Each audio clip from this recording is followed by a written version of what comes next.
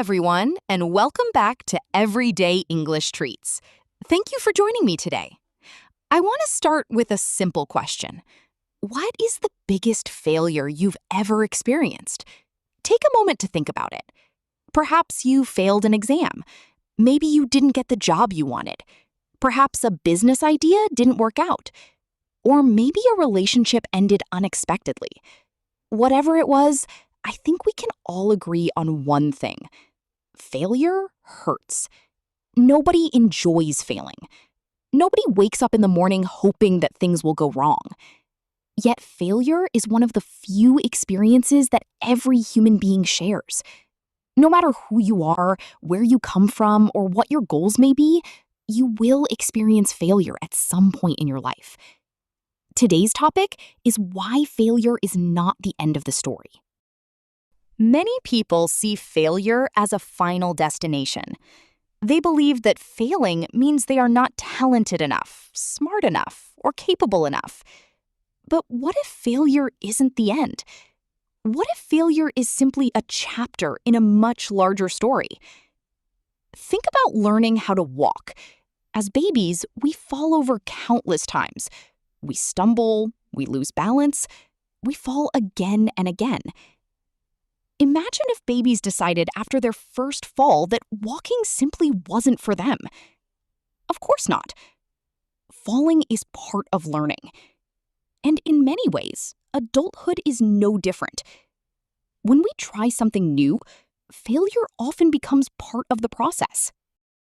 Unfortunately, as we grow older, we become more afraid of failure. We worry about what people will think, we worry about embarrassment, we worry about looking foolish. As a result, many people stop taking risks altogether. They stay inside their comfort zones. And while comfort feels safe, it rarely leads to growth. One reason failure feels so painful is because we often connect it to our identity. Instead of saying, I failed, we start saying, I am a failure. Those two statements are very different. Failing at something does not make you a failure. It simply means that one particular attempt didn't work out. Your mistakes do not define your value. Your setbacks do not determine your future. Let's look at some examples. Many successful people experienced significant failures before achieving success.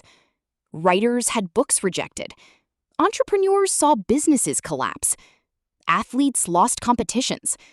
Actors were turned down for roles. The difference wasn't that they avoided failure. The difference was that they didn't allow failure to stop them.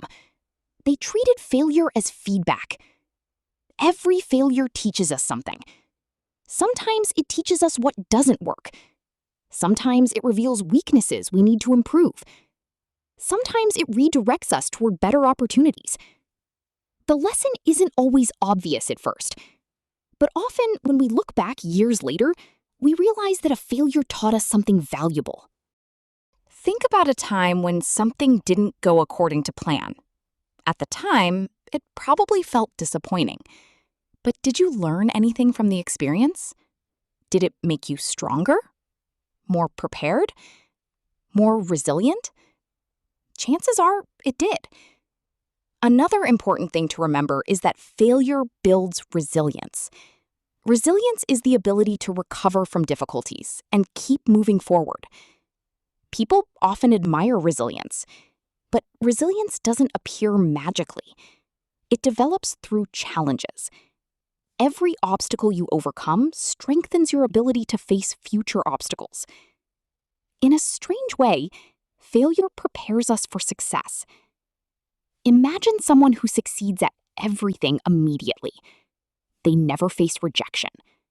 They never struggle. They never experience setbacks. What happens when they eventually encounter a serious challenge? They may not know how to cope.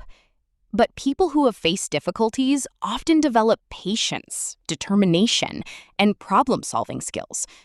These qualities become valuable assets later in life. Let's talk about learning English. Many learners are afraid of making mistakes. They worry about pronunciation, they worry about grammar, They worry about saying the wrong thing. Because of this fear, some people avoid speaking altogether. But language learning requires mistakes.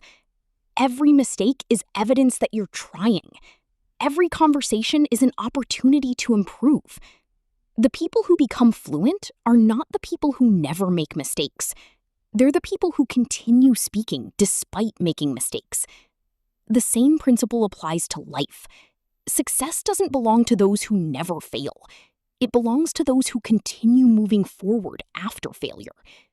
One of the healthiest questions you can ask after a setback is, what can I learn from this? This question shifts your focus. Instead of seeing failure as proof that you're not good enough, you begin seeing it as part of your education.